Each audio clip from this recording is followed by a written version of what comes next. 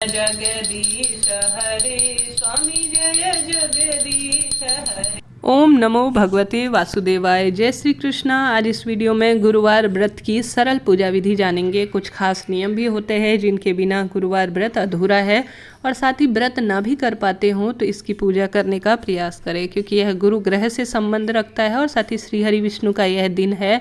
गुरु ग्रह जो है पति, बच्चों और बुद्धि से जुड़ा हुआ ग्रह माना जाता है। ऐसे में जरूर प्रत्येक व्यक्ति को गुरुवार की पूजा करनी चाहिए, और साथ ही व्रत करते हैं तो बहुत अच्छी बात है। तो सामग्री एक बार देख लीजिए। जैसे कि इस पूजा में केले का प्रयोग सबसे महत्वपूर्ण माना जाता है, परंतु व्रत कर रहे हैं तो केले को न खाएं, इस बात का ध्यान रखें। पीले रंग की दाल जो कि चने की मानी जाती है सबसे उत्तम है। गुड़ और हल्दी का जो है श्री हरि विष्णु को समर्पित किया जाता है भोग के रूप में। तो पीले रंग के वस्त्रों का चयन करते हुए आप जहाँ पर भी पूजा कर रहे हैं वहाँ पर पीले रंग का एक पाटा बिछा लीजिए। श्री हरि विष्णु की आपको पूजा करनी होगी। सबसे पहले प्रातःकाल ब्रह्म मुहूर्त में आप सभी एक दीपक भी सबसे पहले प्रज्वलित करेंगे। तो गेहूं का आसन दे दीजिए, चावल जो है प्रयोग में नहीं लिए जाते। गणेश जी महाराज सर्वपूज्य हैं, तो सबसे पहले उनकी प्रतिमा भी इसी तरह से विराजमान कर लीजिए। चावल का आसन नहीं देते हुए गेहूं का आसन या सफ़ेद तिल का आसन दे दीजिएगा। जैसा आप देख रहे हैं, स्नान का भाव कराते हुए मैंने जल के छींटे दे दिए हैं। समस्त बाजार से लाई हुई पूजा सामग्री में भी जल के छींटे दे दीजिए, स्वयं पर भी जल के छींटे दे दीजिए। अगर आप सुहागिन हैं तो पूर्ण श्रृंगार कर लीजिए और सिंदूर इत्यादि लगा लीजिए। इस दिन कंघी करना और साथ ही जो वस्त्र इत्यादि है वह भी नहीं धोए जाते, साबुन नहीं यूज़ किया जाता, पोछा नहीं लगाया जाता और झाड़ू इत्यादि भी नहीं लगाया जाता। बाल कटवाना, नाखून कटवाना इत्यादि पूर्ण रूप से इस दिन मनाही होती है, इस बात का ध्यान रखिएगा। घर का कोई भी सदस्य क्षौर कर्म इत्यादि ना करे, अर्थात दाढ़ी वगैरह ना बनाए। तो दीपक प्रज्वलित कर लिया है, धूप भी प्रज्वलित कर लिया है। अब सबसे पहले गणेश जी महाराज का सामान्य पूजन करेंगे, उन्हें चंदन समर्पित करेंगे और साथ ही अक्षत मैंने नहीं उपयोग में लिए हैं, मैंने तिल उपयोग में लिए हैं, तो वही जो मैं सामग्री समर्पित करूंगी। पीले रंग की जो पुष्प हैं वह भी मैंने समर्पित कर दिए हैं। अगर आपसे संभव हो तो पीले रंग के लड्डू ले लीजिए। गुड़ चना आवश्यक होता है और केले का भोग अति उत्तम माना जाता है।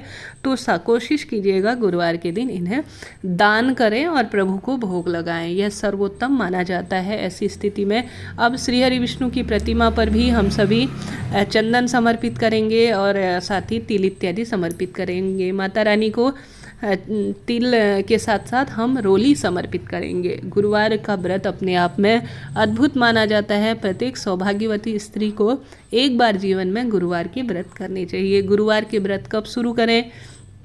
गुरुवार के व्रत कभी भी शुरू किए जा सकते हैं, बस अधमास और मलमास ना हो, बस इस बात का ध्यान रखें। शुक्ल पक्ष से कभी भी आरंभ कर दिए जा सकते हैं। इनकी संख्या आप अनगिनत कर सकते हैं, कितने भी कर सकते हैं, कोई दिक्कत की बात नहीं है। 11, 21, 51 या जीवन पर्यंत जो है इनका उपवास व्रत किया जा सकता है। अब वस्त्र के रूप में मैंने कलावा श्री हरि विष्णु को समर्पित कर दिया है, माता रानी को समर्पित कर दिया है, गणेश जी महाराज को समर्पित कर दिया। अब दीपक जो मैंने प्रज्वलित कर लिया है उसका पूजन भी आवश्यक है, तो उसमें हल्दी, रोली, चंदन, मूली इत्यादि समर्पित कर देना है। इसमें साक्षात अग्निदेव का वास माना जाता है, ऐसे में यह कार्य कर देना है। सबसे पहले आज मैं बताना भूल गई कि थोड़ा सा आप पुष्प लेते हुए पुष्प हाथ में लीजिएगा और संकल्प लीजिएगा कि श्री हरि विष्णु अपना नाम और गोत्र बोलते हुए मैं आज आपकी पूजा करने जा रही हूँ, मेरे इस व्रत को सफल बनाइएगा, मुझे इसका उचित फल दीजिएगा। इस तरह से संकल्प की विधि होती है।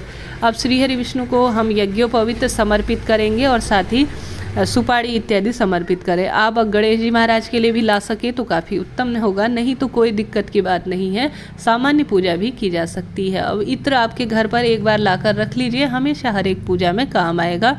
इत्र जो है सभी देवी देवताओं को समर्पित कर देंगे। साथ ही इस दिन हल्दी का श्री हरि विष्णु को भोग लगाना या हल्दी जो है उन्हें समर्पित करना काफ़ी शुभ माना जाता है, तो हल्दी मैंने समर्पित कर दी। और हल्दी का दान भी काफ़ी उत्तम माना जाता है गुरु ग्रह को मजबूत करने के लिए। इस तरह से जो है यह सामान्य शीश की पूजा की जाती है। इसके बाद अगले वीडियो में केले वृक्ष की पूजा कैसे करें यह आप सभी के साथ शेयर करूंगी। अब चने की दाल या तो आप रात में ही भिगा लीजिए, नहीं तो भिगा नहीं पाए हैं तो कोई दिक्कत की बात नहीं है।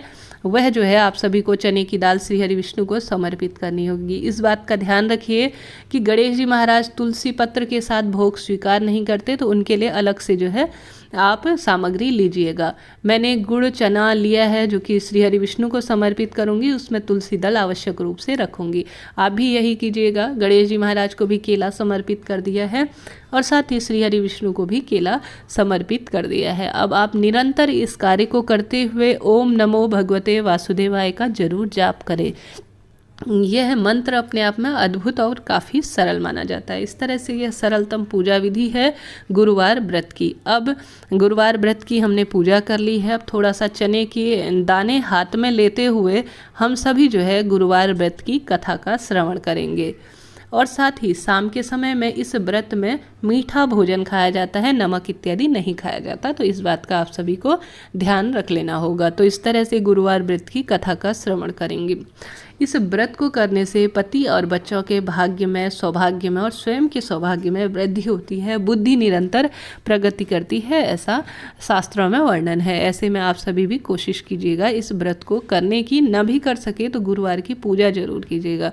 अब भोग समर्पित करने के बाद जल भी समर्पित करेंगे, चाहे तो आप आचमन से कर सकते हैं, नहीं तो एक जल का लोटा यहाँ पर रख दीजिए। इस तरह से यह पूजा संपन्न हुई। अब भूल चूक के लिए आप माफ़ी मांग लीजिए श्री हरि विष्णु के लिए और मनोकामना पूर्ति के लिए अपने मन की बात प्रभु से कहें।